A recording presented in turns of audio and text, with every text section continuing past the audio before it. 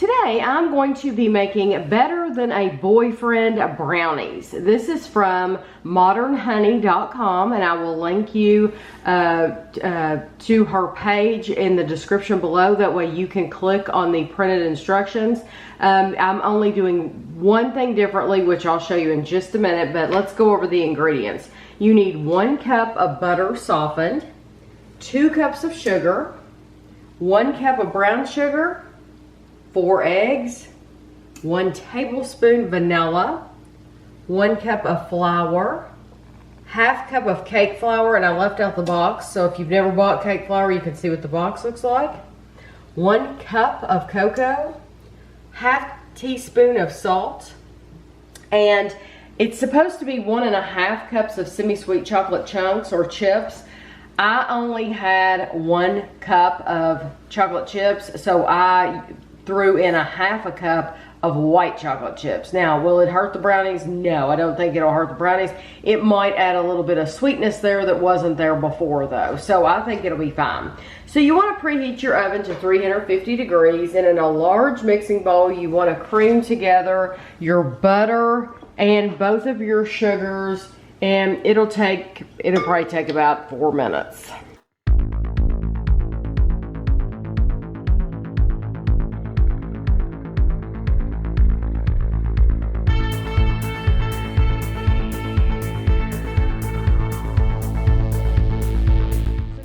Add in our eggs one at a time. Make sure you mix well after each egg addition.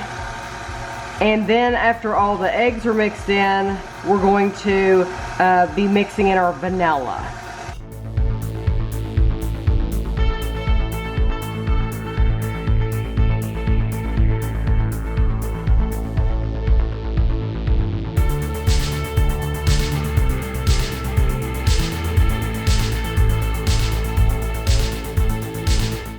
Dry ingredients are flour, cake flour, salt, and cocoa, and we're going to add all of those, and I'm just going to go ahead and get us started with some of those now, and then I'll add some of this a little at a time while we're going, because I don't want it to poof up, so I like to just incorporate it slowly.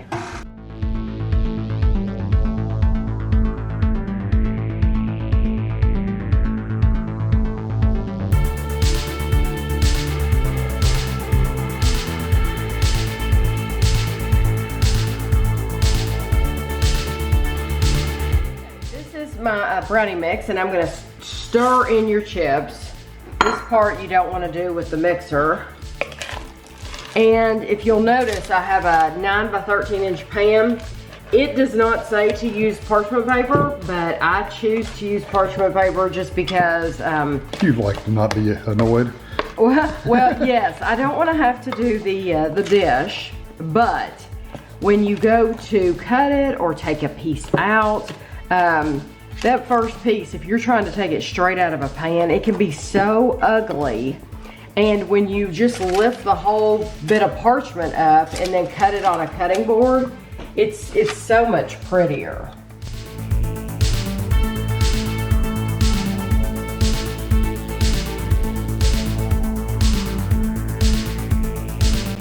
Spread this out as evenly as possible in the pan. In her directions, she gives the time that you leave this in the oven it's quite a gap. It's between, it says bake it between 28 and 36 minutes. So, you know, that's not just a couple of minutes. So what we're gonna do is we're gonna put these in for 30 minutes because you don't want brownies to overbake. There's nothing worse than an overbaked brownie. So we're gonna put them in for 30 minutes and we're gonna check on them. But then I will tell you, once we've taken them out of the oven, I'll tell you the total time that it took for ours to bake.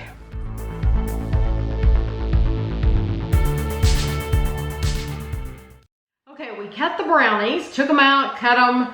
They look really, really good. So just pick you up one. Oh, this one on the bottom. Of course I have to get the one on the bottom.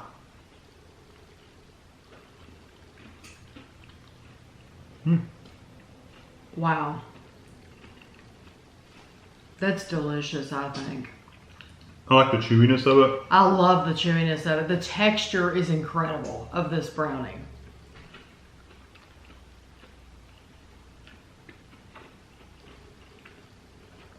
I hate to say it though. This may insult the girl. I think I've had box brownies that were just as good. Oh, really? Like the Ghirardelli ones. Mm-hmm. I think they're just as good as these. If you buy Ghirardelli brand, then I agree. Mm-hmm. They're just as good. The same texture, still has that same chewiness to it. The goopiness is there. I think these are really, really good. Don't get me wrong. I think they're excellent. But for the amount of work you have to go through and the ingredients and stuff, you can just buy one of those Ghirardelli mixes and make it. If you want to say you made it by hand though, then do the rest of it. Yeah. I was going to say, if you want to make these for your boyfriend, these are better than a boyfriend though. So you're making this,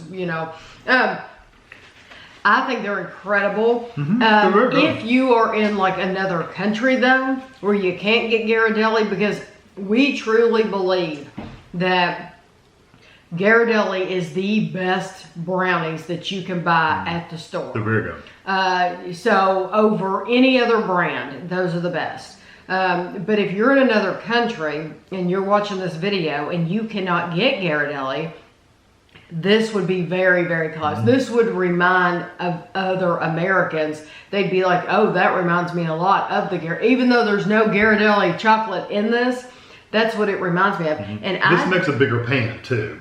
I did not taste the white chocolate necessarily. No. It's a very, very sweet. I love the chocolate flavor. The chocolate is incredible. It's very good.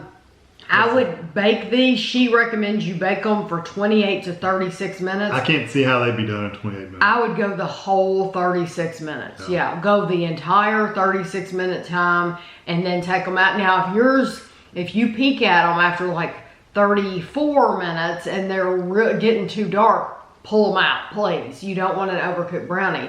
But if you can go the full 36 minutes, they'll be cooked better. But they're really, how would you describe it? Cakey, fudgy? I would say more ooey gooey. Yeah. Gooey cake-like. Yeah, ooey gooey. Because they are kind of cake-like if you look at the texture of them. Yes, but they're very, very good quality brownies. Yeah, they're not as dense as fudge, but they're very gooey cake. Yes. So I love these. I will link below. Like we said, if you can't get Ghirardelli, you want to make your own homemade, I'll link below to where you can just print out the instructions. And thanks for watching.